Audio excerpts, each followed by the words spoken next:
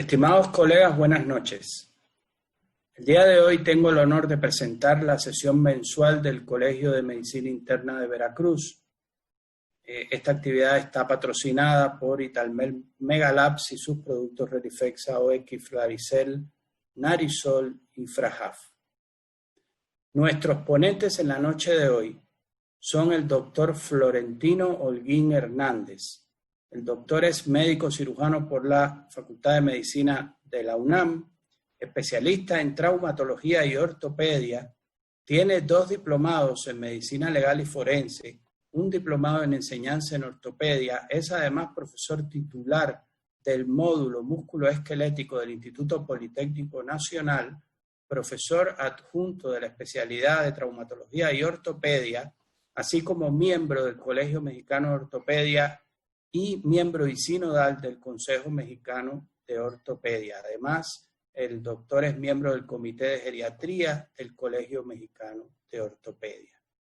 Nuestro segundo ponente es el doctor Nicolás Durán Martínez. El doctor también es médico cirujano por la Facultad de Medicina de la UNAM, especialista en ortopedia y traumatología, tiene un máster en ciencias de la educación y un diplomado en enfermedades óseas y metabólicas. El doctor Durán es profesor adjunto del curso de especialización en ortopedia, profesor titular de ortopedia y traumatología en CEMAR y titular del capítulo de ortopedia geriátrica en la CEMOT. El doctor actualmente participa en el staff del Centro Médico Dalinde. Por favor, mantengan el micrófono y la cámara apagados. A nombre de Italmex Megalabs y nuestras marcas participantes, le agradecemos la participación y sin más los dejo con el doctor Florentino Holguín. Adelante, doctor. Muchas gracias, doctor Esbarch. Buenas noches, colegas. Vamos a hablar un rato acerca de los puntos de vista ortopédicos de lo que es el envejecimiento biológico. Vamos a hablar también de 2 patologías muy interesantes, que es la osteosarcopenia y un poco del tratamiento que el doctor Nicolás Durán se va a encargar. Yo voy a dar una pequeña introducción de lo nuevo que hay. Bueno, vamos a empezar. Senescencia quiere decir algo que envejece. Es un cambio irreversible que se produce en un sistema, en una estructura a partir del paso del tiempo. Se asocia al deterioro de un organismo de esta manera pierde funcionalidad, eficiencia y fuerza. Es un conjunto de cambios involutivos que ocurren en las fases finales de la vida, incluyen alteraciones morfológicas, bioquímicas y funcionales y conducentes a la muerte. Pérdida gradual de la potencialidad de nuestras células y del organismo. En términos prácticos, podemos decir que la senescencia, como el envejecimiento mismo, son sinónimos, es una falta de respuesta al estrés. Vamos a entrar más profundamente. La senescencia celular es un proceso que lleva una serie de cambios en las células afectadas, con el objetivo de frenar su proliferación y o eliminarlas cuando ya no son necesarias. Cuando los investigadores empezaron a encontrar esto, encontraron que los organismos pluricelulares y desde antaño, si no tuvieran esta situación de células senescentes que se controlan a sí mismas con la apoptosis, la muerte programada, tendremos organismos llenos de tumores. Pero también, ¿qué ocurre cuando estas células se dividen como tal? Eso es envejecimiento que vamos a ver. Entonces empezaron las teorías del envejecimiento, las teorías estocásticas y las teorías deterministas. Las deterministas son variables conocidas, envejecimiento predeterminado, reloj biológico, las genéticas, etc. Y las estocásticas son una acumulación fortuita de acontecimientos perjudiciales debido a la exposición de diversos factores, desde la luz, la radiación, etc. Y las teorías estocásticas están envueltas en mucho de filosofía y demás. Pero las teorías ya fuertes empezaron con las teorías de Sirland y Comonfort desde 1959, que fueron los primeros en encontrar el acúmulo de mutaciones al ADN nuclear y a nivel mitocondrial. Thomas y Kirwan en los 70 encontraron las limitaciones en el mantenimiento somático y la reparación, acumulación de daño en células y tejidos, múltiples mecanismos se encontraron entonces, genes determinantes de longevidad y tasa de senescencia. El proceso es estocástico, la longevidad está programada. Ellos empezaron a acercarse a ver que la división celular por alguna razón se alteraba. Y ya desde entonces veíamos los gerontogenes, incapacidad de reparar errores genéticos, no siendo un proceso oxidativo. Y encontramos la teoría desde 1956, los radicales libres de melatonina. Denham y Harman encontraron que evidentemente la melatonina y sus radicales libres dañan los tejidos por radicales libres. Oxígeno, nitrógeno, lípidos más susceptibles. Hoy sabemos que la teoría de los lípidos está en boga por la lipoxidación que veremos adelante. Esto causa una deficiencia en la producción de ATP y la melatonina es un antioxidante natural de puras radicales libres de hidroxilo y peróxido de nitrógeno. Estas teorías empezaron desde el 56, como hoy las conocemos en su boga actual. ¿Qué es un fenotipo senescente?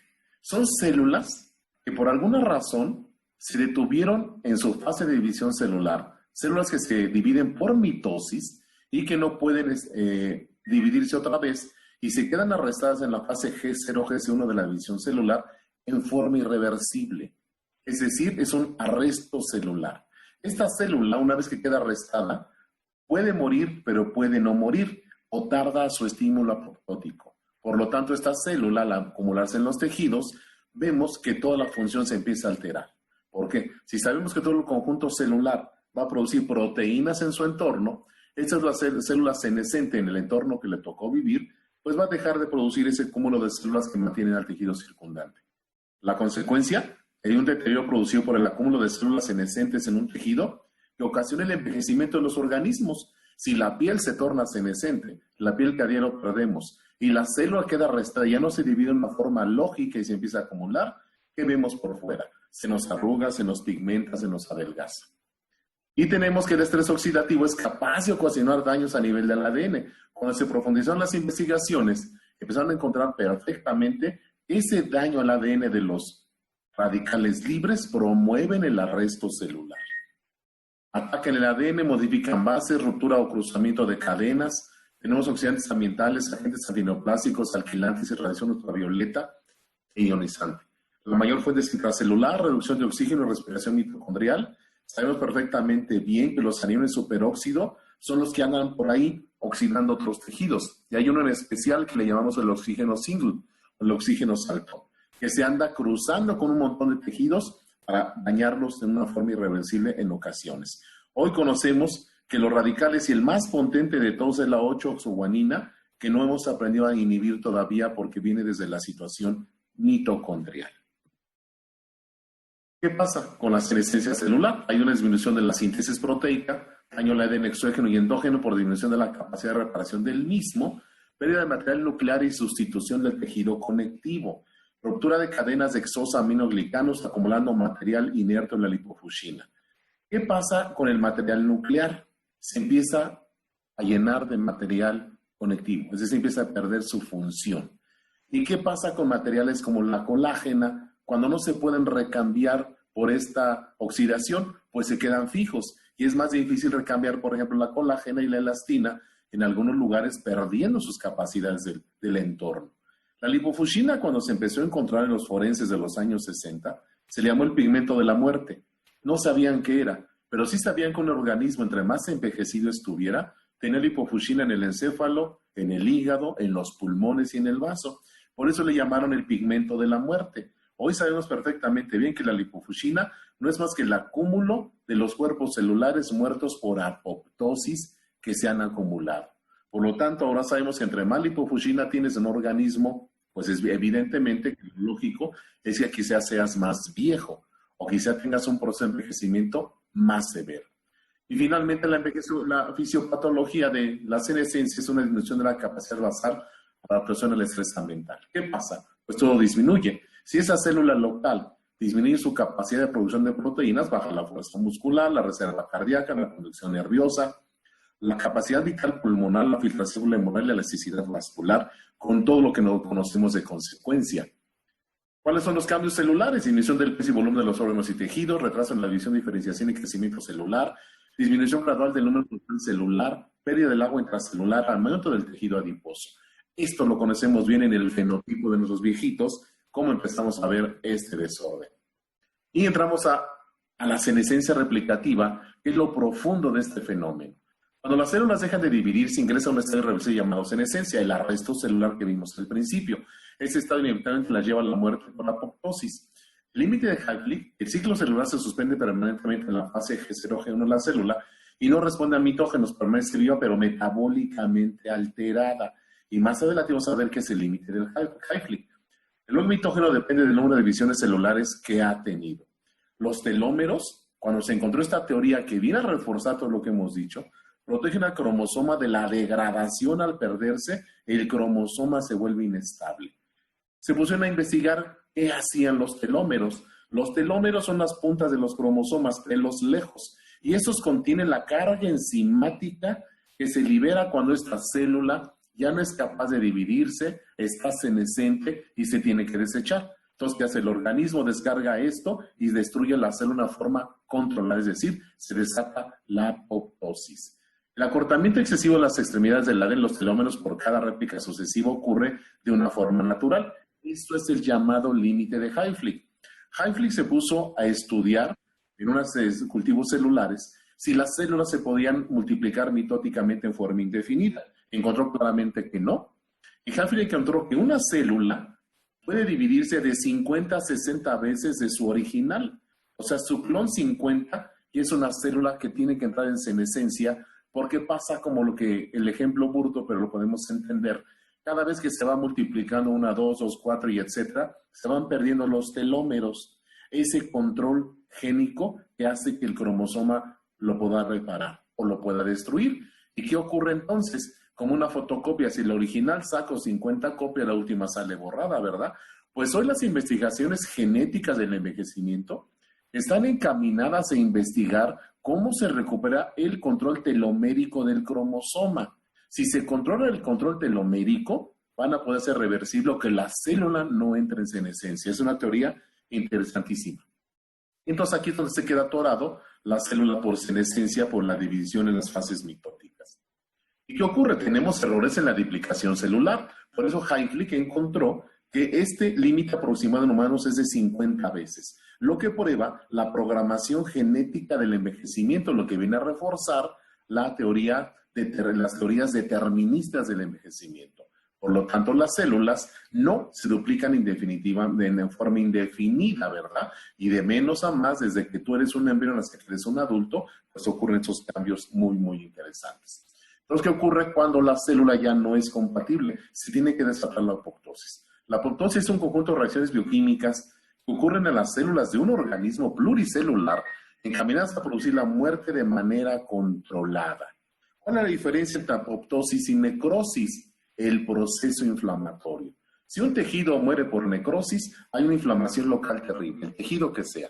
Pero si muere por apoptosis, no hay proceso inflamatorio. Entonces la célula se come a sí misma, sus vacuolas retienen las células, las paredes, tanto celulares como nucleares, y las depositan en el pigmento de lipofuscina, y muchas otras se eliminan de otra forma. ¿Qué pasa si la apoptosis se desregula? Pues empieza a haber una eliminación ineficiente de células malignas, o si tenemos una apoptosis excesiva, esto se junta con la edad. Y entonces el envejecimiento toma un curso muy diferente.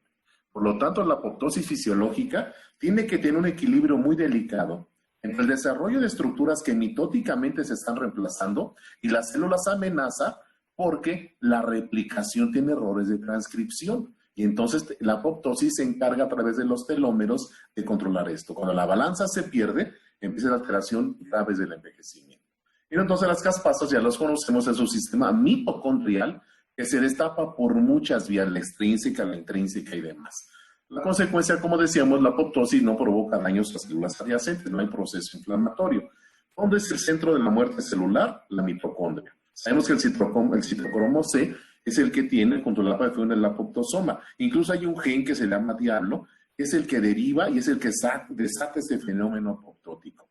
Este cuadrito pequeño es un resumen de 50 años de investigación genética. ¿Qué ocurre con la célula que se está dividiendo constantemente por mitosis simple?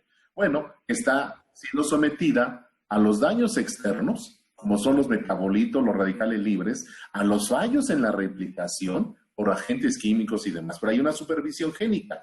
Entonces, este genoma se tiene que supervisar y se repara bien, no se repara o hay una reparación completa a nivel telomérico. Bueno, ¿qué pasa si no se repara? Las lesiones son persistentes, no hay apoptosis, esto es muy importante, se acumulan mutaciones y hay un aumento en la incidencia de tumores. Esta vía explica los tumores o cánceres en la senescencia cuando la muerte no es apoptótica, cuando la célula no se muere, pues está arrestada, pero no muere por falla en la apoptosis. Y si, por desgracia, todos los mediadores que hacen que eso sea tumoral, vienen entonces las teorías de las metástasis y del envejecimiento tumoral.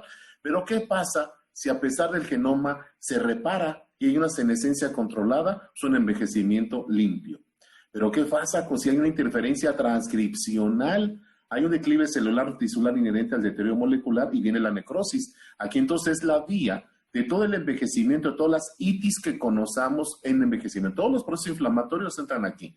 Y entramos en la interferencia transcripcional. ¿Dónde ocurre esto? A nivel del RNA mensajero, no del DNA. Acá hablamos del DNA, aquí del RNA, y aquí entran todas las teorías hoy en boga de la epigenética, que hoy en boga sabemos que la interferencia transcripcional es un fenómeno de metilación del ARN mensajero que hace que hay un error y entonces también están las teorías que se pueden reparar. Bueno, entonces tenemos tres formas de envejecer: satisfactorio, patológico y usual. Todos quisiéramos tener satisfactorio, ¿verdad? Pero no es posible por nuestras herencias, cómo es tratado al cuerpo y demás. El patológico es ese anciano con enfermedad crónica progresiva y discapacitante, los frágiles, los que con la fragilidad se mueren. Y el usual, que es la mayoría y en algunos lugares como el centro de la República, ancianos con mayor o menor grado de fragilidad y vulnerabilidad, afectados por enfermedades crónicas con o sin moderada repercusión funcional, la mayoría. En nuestro país nuestros ancianitos trabajan o se mueren, no comen.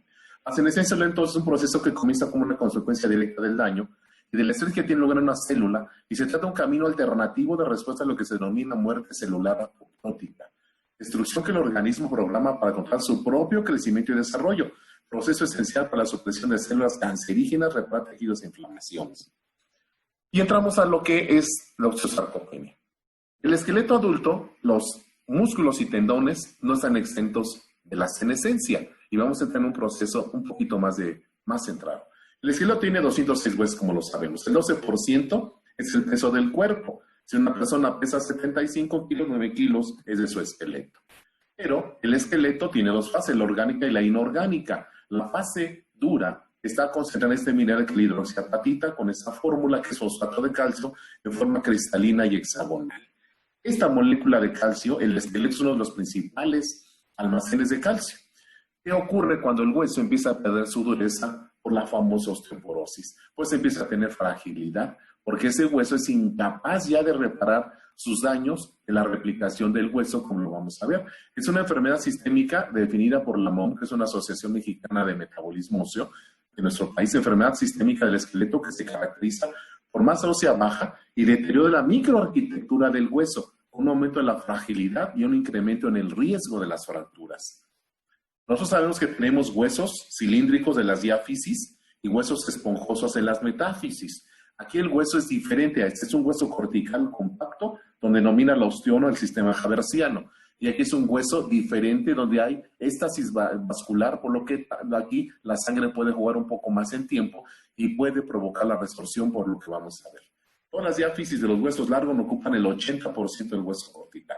Cuando el hueso envejece, por dentro se adelgaza y se ensancha. La osteona, que aquí está perfectamente en una microfotografía, concentra la unidad funcional del calcio sérico. Esto es el hueso esponjoso. Cuando se vuelve osteoporótico pasa esto. Se pierden las trabeculaciones y el hueso se vuelve frágil. ¿Qué está ocurriendo en la microarquitectura? Se está perdiendo el calcio. La molécula como tal que le da la estructura al calcio. Sabemos que el calcio viaja en estos estrechos números a nivel plasmático 8,5,10,5 y el calcio iónico 4,5,5,5.5. ¿Qué ocurre cuando el calcio no está suficiente en el organismo? Se desata la resorción. ¿Qué función tiene el calcio iónico en el cuerpo? Lo sabemos perfectamente bien. Reacciones enzimáticas, potencial de membrana, contracción muscular y cardíaco, liberación de hormonas, control del autonomismo cardíaco, esencial la coagulación sanguínea, remodelado y modelado óseo. Es decir, el hueso tiene que estar totalmente activo. ¿Cuál es el control? A través de la calcitonina y la platormona. Si el calcio está libre, la calcitonina lo deposita en el hueso. Pero si no hay calcio iónico libre, se desata la platormona para mantener los niveles de calcio sérico en el cuerpo. Es decir, el hueso está vivo por ese sistema haversiano de circulación. El remodelado óseo es el conjunto de este fenómeno. ¿Quién es el remodelado? A través de las células jóvenes, que es el osteoblasto, y tiene la resorción, macrófagos, que son nuestros blastos. Estos vienen de la línea fagocítica mononuclear a nivel medular, que son 4 células fusionadas. El remodelado, el hueso es tan intenso que una persona que vive 75 años en toda su vida recambia 10 veces todo su esqueleto a través del remodelado óseo. Es decir, constantemente se está recambiando hueso nuevo, hueso viejo, hueso fracturado. ¿Qué ocurre cuando la senescencia? Pues empieza a bajar. Todas las metáfisis y vértebras son un 20%. ¿Dónde actúa más la resorción cuando empezamos a envejecer? En el hueso trabecular, en el hueso que resiste la carga. Esta bella fotografía nos ejemplifica las trabéculas óseas, que son como varillas. Así están en el fémur y así están en las vértebras. Cuando se van perdiendo las trabéculas porque entró la resorción, porque el calcio iónico no es suficiente en el pool sanguíneo, pues la protohormona va a sacar el hueso. Pero como el hueso ya no lo está asimilando bien porque está senescente, empieza la pérdida. Por eso es que la primer fractura osteoporótica es las vértebras, porque se pierden las trabéculas horizontales, que son las responsables del empuje de arriba abajo, es decir, se comprime la vértebra. La primera vértebra osteoporótica es vertebral. Y aquí sabemos perfectamente bien que esta gráfica nos dice cómo se está perdiendo el calcio, cómo en una forma natural, hasta los 25 años de edad la mujer tiene su pool de calcio completo y lo empieza a ver de una forma ordenada, de tal manera que entre 75 y 80 años toda mujer va a ser osteoporótica por pura biología, por envejecimiento. Pero tenemos las demás, una osteopenia temprana, una pérdida rápida, ya sea por menopausia primaria, menopausia secundaria, o por las niñas que no comen, las esqueléticas que no alcanzaron su pool de calcio. Y nos enseñan a medir la DM1. ¿Y qué es la sarcopenia? La sarcopenia, todos estos bellos músculos los perdemos con la edad. Sabemos que tenemos 639 músculos en el cuerpo. En las mujeres el 25% representa su peso y 40% en hombres, debido al liso, estriado, cardíaco y demás. Estos músculos con la senescencia, que también les entra la senescencia al músculo, se empiezan a perder la fuerza muscular. Y después de los 50 años, la masa muscular disminuye a 1 o 2% por año. La fuerza muscular entre 50 y 60, 1.5% por año. Después de los 60 años, 3%. Hagan cuentas, por ahí de los 80, ya tenemos 30% menos de masa muscular y del 30 al 50% menos de fuerza. Por eso la sarcopenia tiene presarcopenia, sarcopenia y sarcopenia severa. Estos criterios son de la WOSO, una organización europea y mundial donde está estudiando la sarcopenia. La sarcopenia baja muscular sin impacto en la fuerza, con la función física, sarcopenia baja muscular más disminución de la fuerza de actividad física, y sarcopenia severa, los 3 criterios. Hoy hay escalas de medición para esto. Pero ¿qué tenemos que entender en la sarcopenia? Que la baja desproporcionada y atrofia de las fibras musculares se pierden las fibras musculares rápidas y el cuerpo empieza a ser lento. Como ya no hay respuesta a la rapidez, por eso el anciano se vuelve lento y se puede tropezar. Ahí obviamente bajan las hormonas anabólicas. ¿Qué pasa en el músculo? Hay interfiltración grasa, hay denervación de la unidad motora y hay muchas citocinas inflamatorias como la osteoporosis. El envejecimiento es un fenómeno inflamatorio generalizado. ¿Qué pasa? ¿Por qué hoy hablamos de osteosarcopenia? Ya no vamos a hablar de osteoporosis y sarcopenia separados. Acostumbremos al término de osteosarcopenia. ¿Por qué? Porque se encontró que la mortalidad incrementada con fractura de cadera en cualquier paciente a un año muere 9%. Pero a un año con osteosarcopenia, la mortalidad se va hasta el 15,1%. Y por separado es esto. Los autores dijeron, ¿qué está pasando? Por eso volteamos a decir que la osteosarcopenia, aún existe un consenso en su definición como tal, esperemos que no tarde, pero hoy se considera que debe considerarse entre la combinación de una densidad mineral ósea con un T-score de -1 y la existencia de sarcopenia. O sea, si ya tiene -1 en su densidad mineral ósea, que le tomen, y hay sarcopenia, y hay una osteosarcopenia, que si este paciente se fractura, va a ser terrible, pues todavía se encaminado a la muerte por fragilidad. Entonces tenemos para sarcopenia, osteopenia, osteoporosis, osteosarcopenia, una sarcoosteoporosis que viene a agravar el envejecimiento biológico. ¿Por qué tenemos que estudiar en conjunto la osteosarcopenia? Porque hueso y músculo vienen de la misma célula madre mesenquimal medular. El estímulo que le lleva a ser mioblasto, condrocito, adipocito, es cada uno diferente, pero es la misma célula que va a dar todas las células finales del músculo y del hueso. Por lo tanto, reúnen condiciones propias de inflamación y de pérdida. Es muy similar a la fisiopatología relacionada con la edad, progresividad de masa y tejidos, inactividad física y buena nutrición, infiltración grasa de músculo y hueso. El hueso también se infiltra de grasa. Ahorita lo vamos a ver. Y altos niveles los dos de citocinas inflamatorias como factor de necrosis tumoral e interleucina 6. Factores de riesgo comunes: baja vitamina D, azota PTH alta, bajos niveles de hormonas anabólicas en hombres, menopausia en mujeres, uso de corticosteroides, malnutrición y fragilidad. Obviamente las propiedades del hueso, tales como masa, tamaño, forma y arquitectura, se encuentran influenciadas por la fuerza muscular. Por lo tanto, la calidad del hueso está afectada por función del músculo. Esto lo encontró Frost desde los años 60. Sabemos que el estímulo mecánico sobre el hueso estimula las unidades de resorción o que mantienen y conservación de la masa ósea. Y la fuerza muscular por debajo del umbilical, la sarcopenia. O sea, cuando perdemos fuerza, se pierde la masa muscular por la pérdida del estímulo por el módulo de desuso que dijo Frost. Esto, que es un poquito complejo, es una situación de situaciones electromecánicas y fuerza para mantener la fuerza y masa muscular a través del mecanostato, que así lo llamamos, de Frost, que lo describió para mantener la unidad músculo-hueso. El remodelado óseo mantiene la homeostasis del calcio, repara microtraumas óseos, adaptación del hueso al estrés mecánico y funciones metabólicas y mecánicas. Estas unidades hacen la resorción ósea que diario están trabajando en otros. La osteosarcopenia tiene efectos inflamatorios y seguimos con lo mismo: fragilidad de interleucina 6, proteína C reactiva, que es un fenómeno inflamatorio terrible. Y entonces tenemos mecanismos que son de los dos a par para dar un daño sistémico.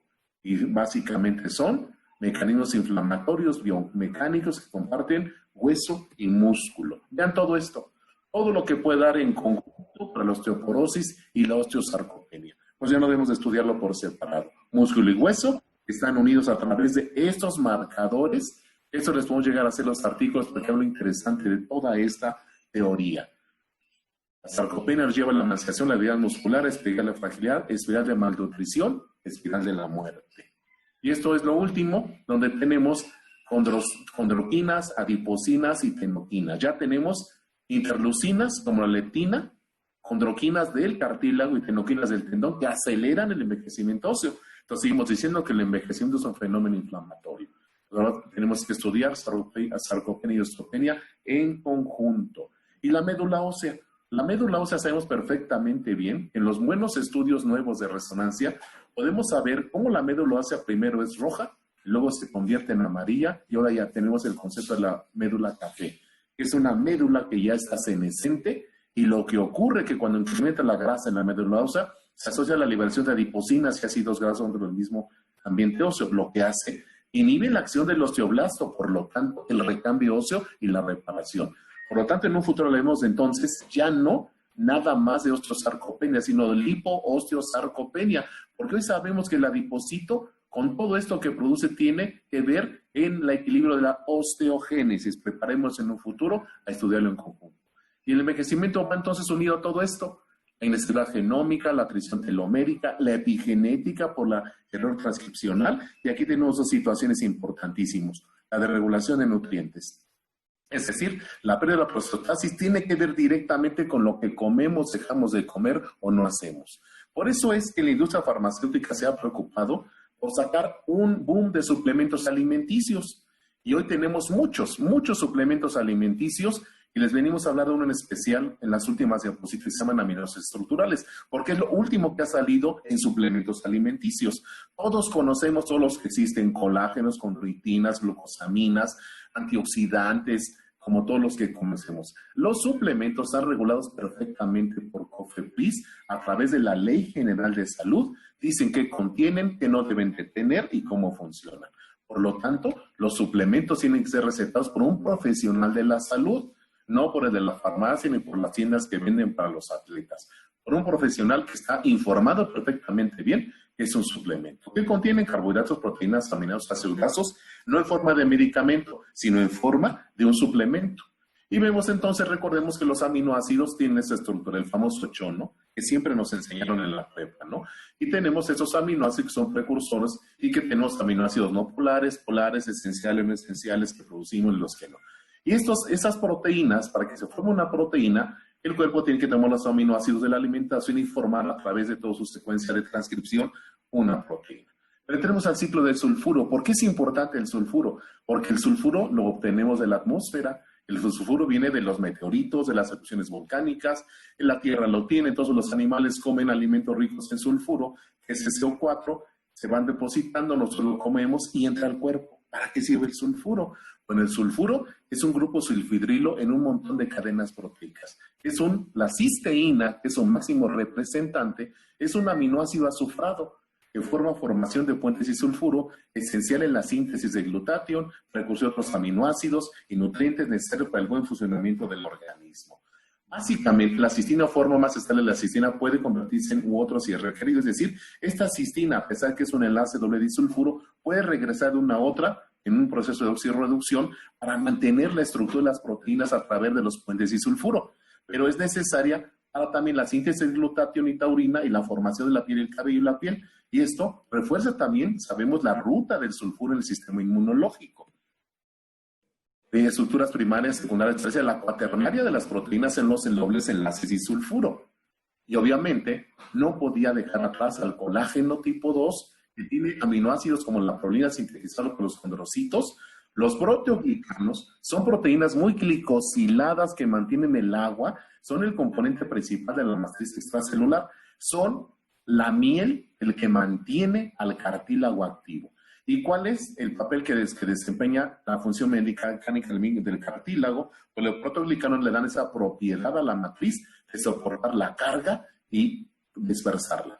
El condrocito, ¿cuál es la diferencia entre proteoglicanos y otros? La sulfatación de los mismos, como lo vamos a ver más adelante. Y también el cartílago entra en condrosenescencia. Si eso se pierde, se pierde. Aquí tenemos un esquema de cómo son los ácido hialurónico, que es la molécula central, estos pelitos que son los glicosaminoglicanos, y aquí tenemos los que son sulfatados a través del enlace sulfuro, o que tiene sulfuro, carbosulfato cuando tiene sulfato y lo que sea. Por lo tanto, necesitamos, el único que es libre es ácido hialurónico, y los demás son todos estos. ¿Qué pasó? Alguien por ahí, la colágena también tiene colágeno de sulfuro, alguien encontró que la síntesis de glutatión necesita cisteína y glicina para poderse formar. El glutatión, como sabemos, es un antioxidante y entra en la taurina. También es uno de los aminoácidos semiesenciales que contiene azufre y tiene efecto antioxidante y citoprotector. Y entonces la cisteína a nivel articular favorece la síntesis de colágeno, la síntesis de sulfatación de proteoglicanos, la síntesis de glutatión y la síntesis de taurina. Entonces la queratina, y no se proponen los aminoácidos estructurales, que es lo nuevo en suplementos, alguien aprendió a sacar la cisteína de la queratina, porque la queratina es lo que tiene más puentes y sulfuro en todo el reino. ¿Y de quién? De los pelos de los animales. Entonces, por un proceso de extracción de esta ovejita simpática que está aquí, un proceso que se llama queratino, se aprendió a sacar la queratina directamente por un método de hidrólisis que tiene patente industrial, para dar el mayor contenido de cisteína en un suplemento de aminoácidos que se conocen como aminoácidos estructurales, y lo que van a servir es que nos dé una mayor cantidad de polímeros sulfatados para que puedan entrar a la matriz extracelular como tal. Y obviamente reforzar el efecto oxidante, ayudando a la síntesis de glutatión y de taurina. Hay escalas que han demostrado su efectividad incluso con otros antioxidantes como tal. Les vamos a hacer ya los artículos. Por lo tanto, el suministro de cisteína sulfurada ayuda a disminuir los niveles de cisteína oxidada y en consecuencia los niveles de interleucinas, que son beta y factor de necrosis tumoral. Comprobado con artículos y es que lo tenemos. Por lo tanto, las conclusiones de los maestros estructurales que tienen son precursores activos esenciales de alto contenido de azufre como la cisteína, esenciales para colágeno y proteoglicanos, capacidad antioxidante extrínseca y la glutatión y la taurina.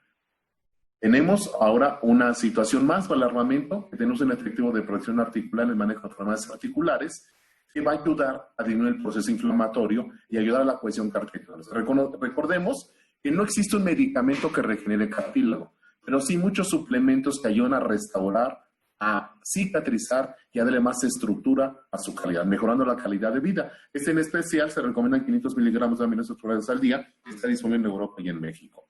Les agradezco su atención y los dejo con el doctor Durán Martínez, que les va a hablar del tratamiento en forma de la osteoartrosis, como lo hemos visto. Muchas gracias. Un minutito, doctor Holguín. Tengo muchísimo gusto de presentarles al doctor Alejandro Barrat.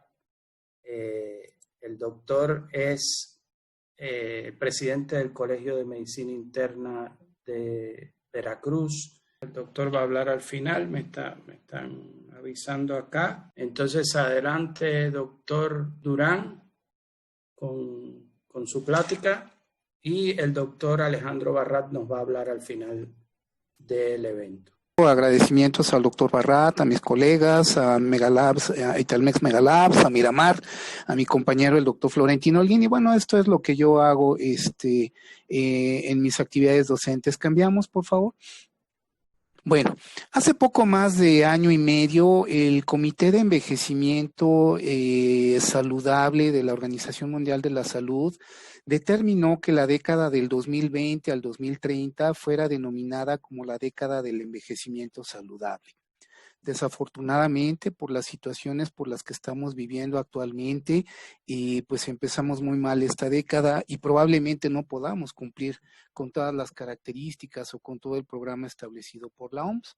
Y entonces surge aquí una pregunta: ¿qué entendemos por envejecimiento saludable? Sabemos que el envejecimiento es un proceso dinámico, es un proceso biológico, es un proceso que forma parte de la vida. Cuando este proceso genera o produce un desarrollo y mantenimiento de las capacidades funcionales del individuo que le permitan el bienestar en la edad avanzada, hablamos de el envejecimiento. Entonces, bueno, ¿y qué entendemos nosotros entonces por capacidades funcionales? Bueno, el conjunto de habilidades, destrezas, aptitudes y actitudes que permitan a las personas ser y hacer lo que tienen para valorar en su vida. Entonces, diversos estudios han determinado que del 2015 al 2050 se va a presentar un incremento en el número de pobladores o en el número de personas por arriba de los 60 años que constituyen el grupo de personas adultas mayores. El 80% de este crecimiento se llevará a cabo en países en economías emergentes como nuestro país. Y entonces aquí surge una situación. Tenemos estereotipado en términos generales que tener una vida más larga o más prolongada implica una serie de problemáticas, y esto no es cierto, ¿no? Países como Japón, donde el 30% de su población es población adulta mayor, realmente no impacta en los gastos de salud este porcentaje tan elevado de personas. Entonces, tener una vida más larga genera áreas de oportunidad que debemos de aprovechar para dar beneficio a estos pacientes. ¿Qué desafíos presentamos o a qué desafíos nos enfrentamos cuando atendemos a personas adultas mayores? Bueno, es un grupo extremadamente heterogéneo de personas, ¿sí? Los biotipos de cada una de las personas son distintos y esto condiciona una serie de patologías distintas y maneras de reaccionar al envejecimiento también de una forma distinta. Existe una inequidad en los servicios de salud y esta inequidad en los servicios de salud ya viene gestada desde inútero y tiene que ver en torno al medio ambiente en que nos desarrollamos, al medio ambiente en el que crecemos, que al final del día va a impactar en nuestra calidad de vida. Debemos eliminar estereotipos. Este término de ageísmo, que es un anglicismo, a mí no me gusta, pero es un término que se ha establecido y que denota la discriminación para una persona o para un grupo de personas en relación a su edad. Y el ageísmo es un problema muy grave porque es socialmente aceptado. No se combate el ageísmo como se combate la discriminación racial o la discriminación por preferencias sexuales o la discriminación religiosa. En fin, es algo que tenemos que combatir y también está institucionalizado, y esto no ocurre nada más en México, ocurre en todos los países. Entonces, pues es algo que tenemos que enfrentar. Y bueno, los cambios globales, sobre todo en el área tecnológica, que son que tenemos que buscar adaptarlos para que las personas adultas mayores puedan tener acceso a las mismas y obtener un beneficio de estos avances. Cambiamos, por favor. Las enfermedades musculoesqueléticas sabemos que son la principal causa de incapacidad a nivel global. Tan solo el dolor lumbar, el dolor de espalda baja, constituye la primera causa de incapacidad a nivel global.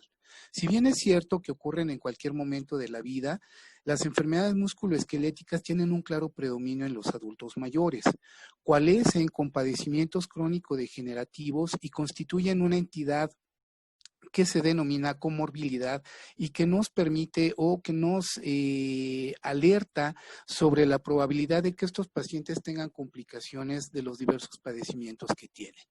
Las enfermedades musculoesqueléticas son extremadamente discapacitantes, limitan al individuo no solo en su esfera personal, sino también en la esfera social, entonces impactan directamente en su calidad de vida.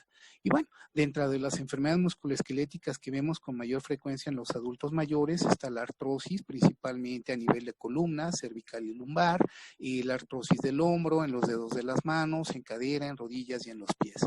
El dolor axial de columna, ya sea localizado a cuello o espalda baja, las fracturas por fragilidad, en donde las fracturas de cadera son la reina porque generan una alta morbimortalidad en este grupo de pacientes.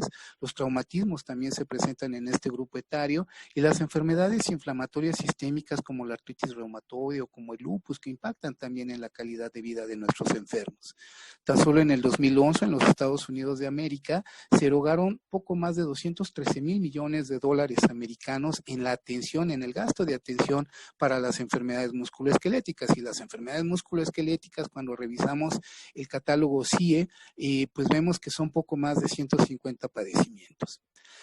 ¿A qué nos enfrentamos cuando tenemos a un paciente adulto mayor desde el punto de vista ortopédico? Bueno, el paciente presenta generalmente una pérdida de la audición, tiene una disminución de la agudeza visual.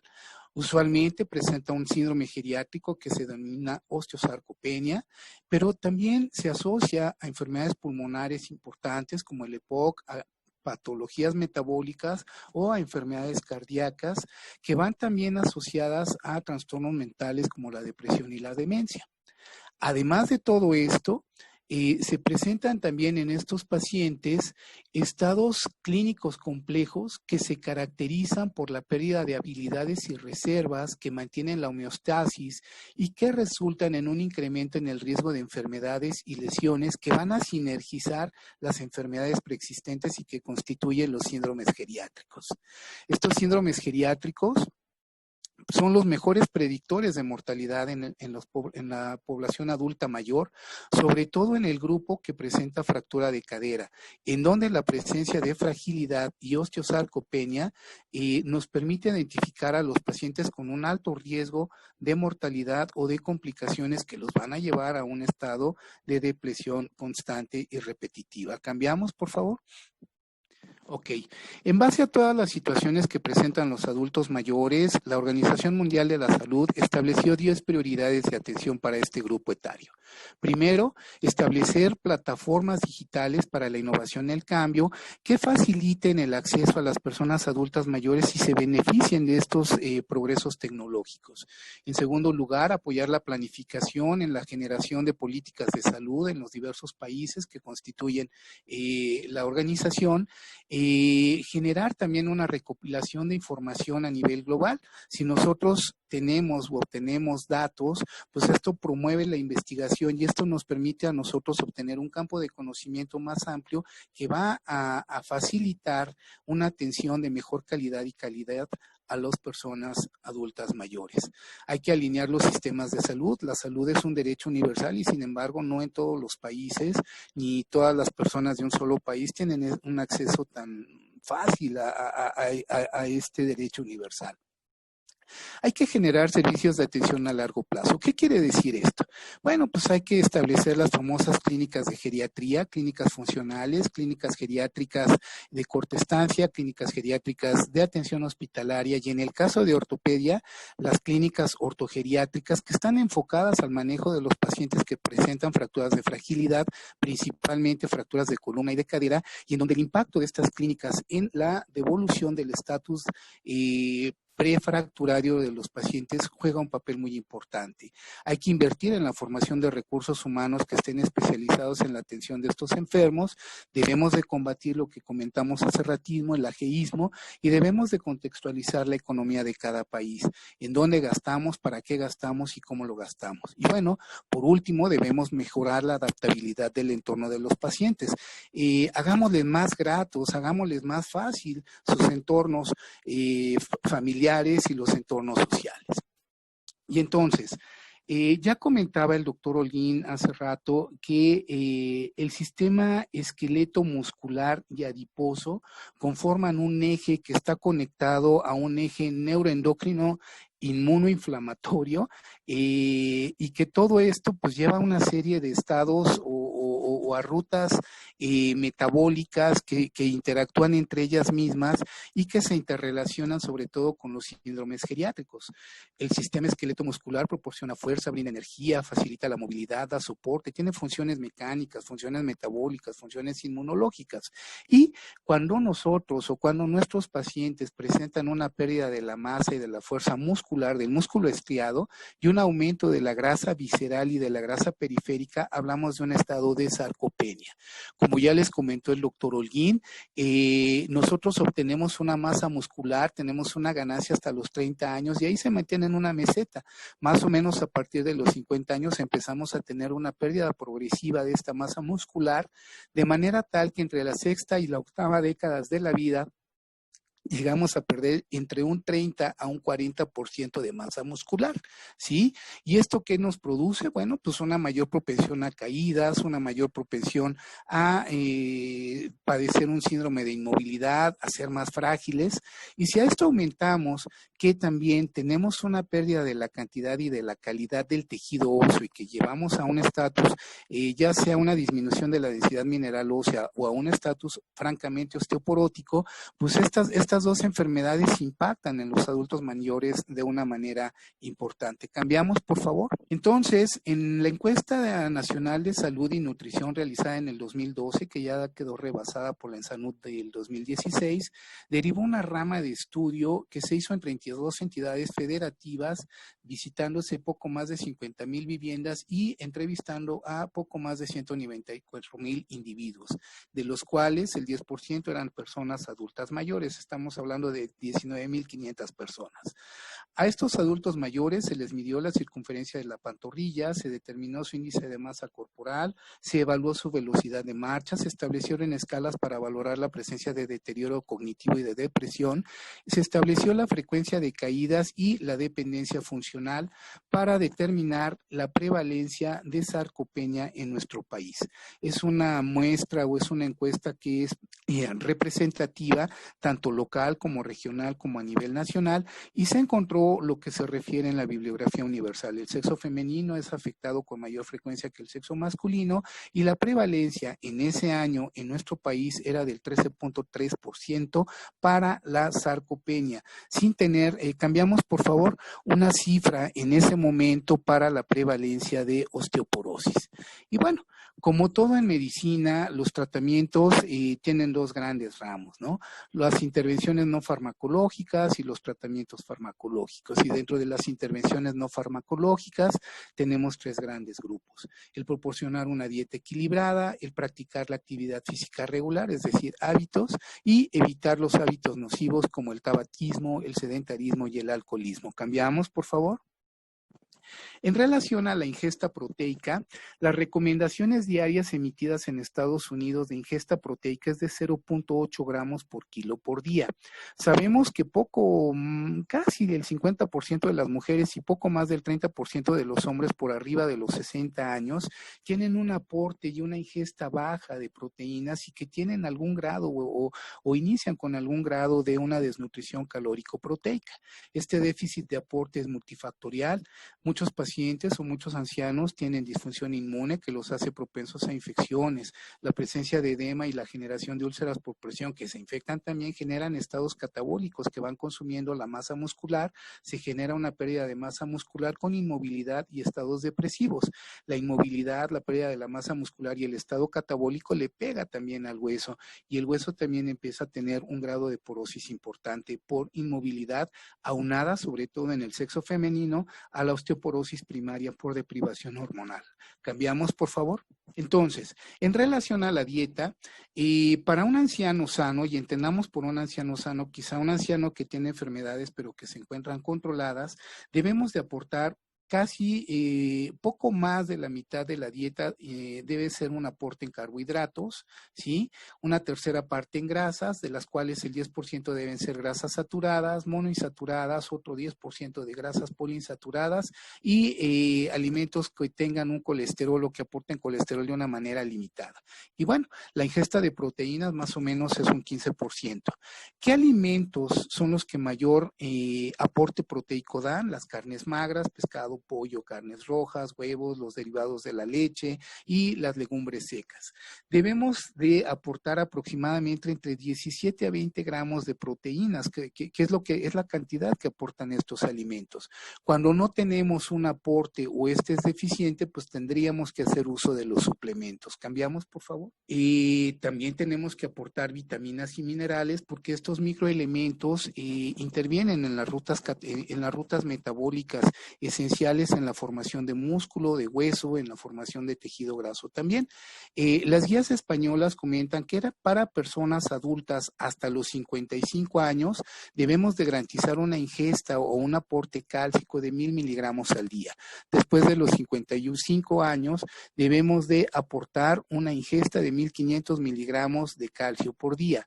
Para vitamina D, en los mismos rangos de edad, 800 unidades internacionales. Para los menores de 55 años y por arriba de este grupo de edad, 1.200 unidades internacionales de vitamina D. ¿Cambiamos, por favor? Entonces, el paciente adulto mayor está bombardeado, está sometido a una serie de situaciones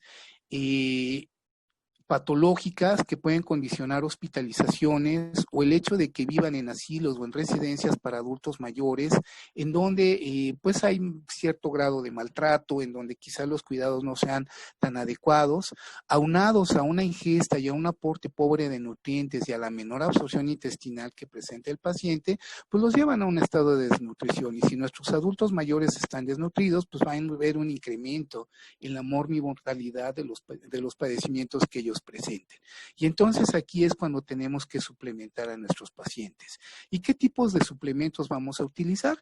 Podemos utilizar suplementos calóricos proteicos, hipercalóricos, suplementos con fibra y algunos suplementos especiales como los suplementos para pacientes diabéticos o pacientes con insuficiencia renal. Ahora bien, en este artículo nos muestra los resultados de diversos estudios metaanalíticos en donde se evalúa la ingesta de la proteína dietética y los suplementos proteínicos para osteopenia y osteoporosis. Y entonces, para osteopenia y osteoporosis se ve que los suplementos proteínicos solos o en combinación con proteínas de la dieta mejoran la densidad mineral ósea y reducen el riesgo de fractura. El consumo de proteínas por arriba de las IDR sugeridas por Estados Unidos tienen un efecto protector en la densidad mineral ósea de la columna lumbar con un porcentaje neto de ganancia en la densidad mineral ósea corporal total. Y hay una evidencia limitada aquí del uso de proteínas en asociación con calcio y vitamina D, no se ve un impacto sobre la densidad, o sea, no se ve una ganancia en la densidad mineral ósea sobre la columna lumbar, sobre la cadera o sobre la muñeca. Entonces, el consumo alto en proteínas mejora la calidad del hueso y disminuye la frecuencia de fracturas de cadera hasta en un 16% comparados a pacientes que tienen un aporte proteico disminuido. La que sigue, por favor. ¿Cómo vamos a dar estos suplementos? Tenemos que mezclarlos o tenemos que proporcionarlos en conjunto con actividad física.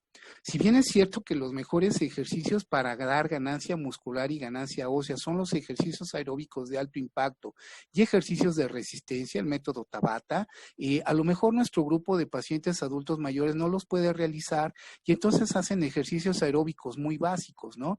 Los ejercicios aeróbicos como este de cachibol o el tai chi o practicar yoga mejoran un poquito la resistencia muscular, pero no inciden directamente en la ganancia ósea. Entonces, en este grupo de pacientes quizá valga la pena sumar ejercicios de vibración corporal. ¿Con qué frecuencia a la semana? Por lo menos 4 a 5 veces por semana, y tenemos que combinarlos con un aporte o con una suplementación, y ahorita vamos a analizar eso. Para osteopenia, osteoporosis, los ejercicios de vibración por periodos de hasta 1 año mejoran la densidad mineral en la columna lumbar.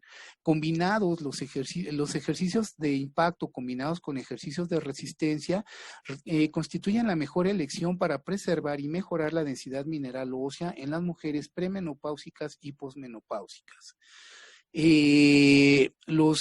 Rutinas de ejercicios combinados con actividades múltiples, con actividades físicas múltiples por periodos hasta de 30 meses, mantienen la densidad mineral ósea a nivel de columna lumbar, en el cuello femoral, en la cadera total y en el cuerpo y en la masa total del cuerpo.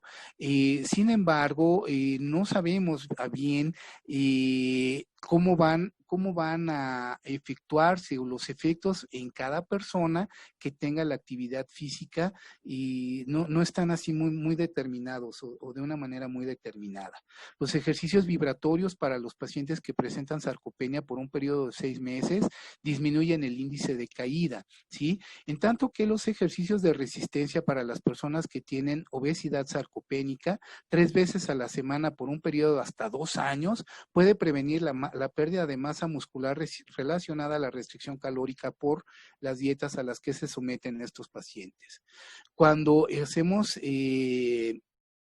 rutinas de ejercicios por periodos hasta de 6 meses, se ha visto que se mejora la fuerza de la extensión de la rodilla, se mejora la prueba de levántate y camina, y se mejora la masa muscular apendicular, y esto va a tener un efecto benéfico para mejorar el estatus sarcopénico que presentan los pacientes. La siguiente, por favor. Y entonces, en este grupo de pacientes tenemos que suplementarlos. Ya vimos que tenemos que dar un suplemento o aportar más, una ingesta proteica o una ingesta balanceada, y tenemos que suplementar con aminoácidos esenciales. Y ¿cuándo tendríamos o en qué momento tendríamos que suplementar los aminoácidos y cuándo esperaríamos un mejor resultado a esta suplementación? Al término de la actividad física. En cuanto el paciente deje de hacer sus actividades físicas, en ese momento se le da una carga de aminoácidos esenciales, y estos van a generar un efecto anabólico a largo plazo mediado a través de rutas metabólicas como el óxido nítrico o el factor de crecimiento fibroblástico tipo 1. ¿Qué otro tipo de suplementos podríamos utilizar?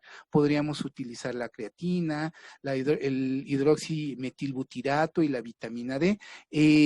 Aquí con la creatina debemos de tener cierto cuidado, y también con los aminoácidos, sobre todo en los pacientes que tienen insuficiencia renal. Entonces aquí tenemos que ayudarnos también con un nutriólogo para hacer un plan terapéutico y un plan nutricional. Por favor, la que sigue. Entonces, en relación a la vitamina D y su efecto en osteopenia y osteoporosis, diversos estudios metaanalíticos tienen resultados no muy concordantes, ¿no? En algunos estudios se ha visto que los suplementos de vitamina D no previenen la frecuencia de caídas, ni el número total de fracturas, ni el número de fracturas de cadera en los grupos a los que se les proporciona. En otros estudios metaanalíticos, la suplementación con vitamina D no disminuye el riesgo de fractura en los pacientes adultos mayores, y en otros estudios de trials, en donde se hace un metaanálisis de estos trials, no se ve ninguna asociación con disminución en el riesgo de fractura de cadera y la ingesta de suplementos de calcio, de suplementos de vitamina D, comparados contra placebo en pacientes adultos que viven en comunidad. Sin embargo, para la sarcopenia, la vitamina D o la suplementación suplementación con vitamina D tiene efectos positivos en ganancia muscular y fuerza muscular en las personas adultas por arriba de los 65 años. Sin embargo, ¿cuáles son las dosificaciones que deberíamos de dar o cuál es el manejo óptimo de estas dosificaciones? Aún no está bien aclarado. Distintos estudios metaanalíticos han visto que la suplementación de vitamina D mejora la masa muscular y mejora las pruebas de actividad física. Y bueno, todo esto tiene que ver porque la vitamina D va a actuar a través de dos vías, una vía genómica y una vía no genómica, para producir mejoría en la fuerza muscular, reducir la tasa de caídas y de fracturas relacionadas a las mismas, disminuir la cantidad de miostatina y va a favorecer la síntesis y desarrollo de fibras musculares tipo 2, que son las fibras musculares relacionadas con la fuerza y que nos van a dar un efecto benéfico en este grupo de pacientes. ¿Cambiamos, por favor? Aquí vemos entonces los efectos nuevamente de la vitamina en los pacientes que tienen sarcopenia y las distintas revisiones metaanalíticas. Damos clic a la siguiente, por favor. Y en relación al tratamiento farmacológico de la osteosarcopenia, me voy a enfocar en estos 4 medicamentos, ¿sí? El primero de ellos, el denosumab.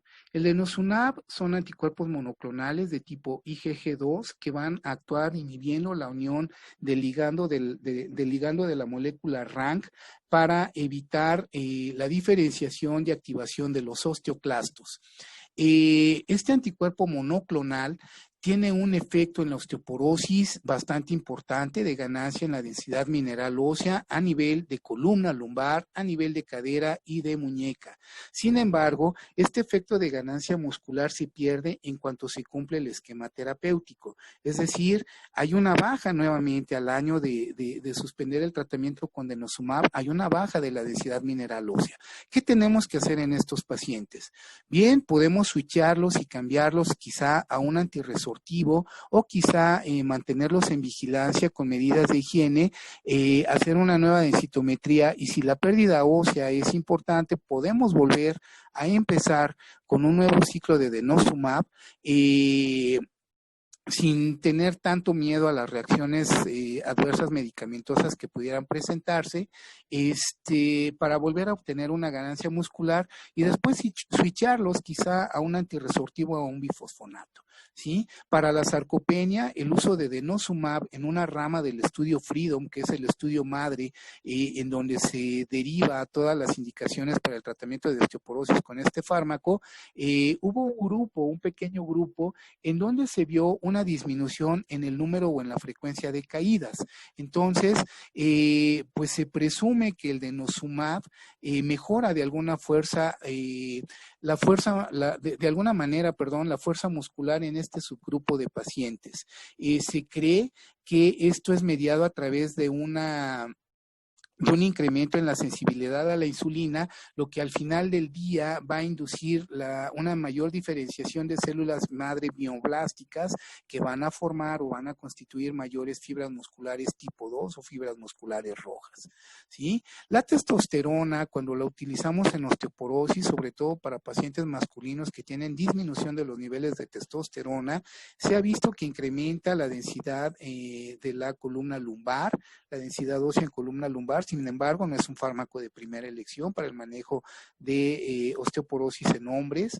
Y en sarcopenia, en los hombres que tienen también un hipotestosteronismo y debilidad muscular, puede llegar a mejorar la masa muscular, la fuerza y las actividades físicas. Sin embargo, debemos recordar que la administración prolongada de este hormonal tiene reacciones adversas medicamentosas muy importantes y debemos de monitorizar a nuestros pacientes de una manera adecuada. La hormona de crecimiento utilizada para osteoporosis no se ha visto que mejore la densidad ósea, sin embargo disminuye el riesgo de fracturas en mujeres que presentan una pérdida ósea relacionada a la edad, pero cuando se usan para sarcopenia realmente el papel de la hormona del crecimiento no está bien establecido para el manejo de osteosarcopenia. Y bueno, los anticuerpos antimiostatina utilizados en ratas que presentan osteoporosis primaria o en osteoporosis secundaria, se ha visto que mejora un poquito la densidad mineral. Sin embargo, en los estudios en fase 3 pues no son muy concluyentes y no se recomienda el uso de anticuerpos antimiostatinas para el manejo de osteoporosis. Sin embargo, en sarcopenia se ha visto que incrementan la masa muscular y la fuerza muscular en ratones y al mismo tiempo incrementan la masa magra y mejoran las medidas de fuerza muscular en pruebas funcionales diversas. Estos 4 fármacos de los que más hemos utilizado nosotros, de los que yo utilizo más para el manejo de mis pacientes osteosarcopénicos, es el denosumab, junto con una suplementación cálcica y vitamina D, obviamente estableciendo o haciendo estudios de tamizaje previa en estos pacientes y haciendo una interconsulta también con un nutriólogo para tener un plan terapéutico completo. Seguimos, por favor, pero existen otros fármacos que se encuentran todavía en fases de estudio 2 y 3, en donde quizá la rapamicina sea un fármaco muy prometedor para el manejo de la osteosarcopenia. Actualmente se encuentra en estudios en fases clínicas 2, y esto va a inhibir las vías metabólicas AKT y el mTOR, que están inmiscuidas en la generación de fibras musculares y en la depresión de miostatina también. El tirasemtiv, que actúa activando moléculas de troponina en el esqueleto y que está utilizado para la miastenia gravis en pacientes con osteosarcopenia. Su indicación no está bien determinada y los estudios no han avanzado más allá. Y el bimagrumab, que inhibe el receptor de actina a nivel muscular, ha sido utilizado en ciertos grupos con sarcopenia o en pacientes que tienen caquexia secundaria, fractura de cadera o cáncer, pero estos estudios aún se encuentran en fase 2, entonces pues no son concluyentes y no podríamos sugerir el uso de estos fármacos. La que sigue, por favor. Y bueno, para el manejo de los pacientes que tienen disminución de la densidad mineral ósea o que tienen una osteoporosis franca, tenemos los manejos antirresortivos, y dentro de los antirresortivos pues tenemos a los bifosfonatos y a los anticuerpos monoclonales. Dentro de los bifosfonatos, pues los nitrogenados, que son los que más utilizamos en México, que van a inhibir la farnesil difosfato sintetasa. Tenemos el risedronato, el alendronato, el ivandronato, el ácido soledrónico, le pegan al osteoclasto e intervienen en su activación, diferenciación, evitan que se forme el borde rugoso, disminuyen la secreción de anhidrasa carbónica tipo 2 en los osteoclastos, y pues es por ahí en donde se limita la resorción ósea.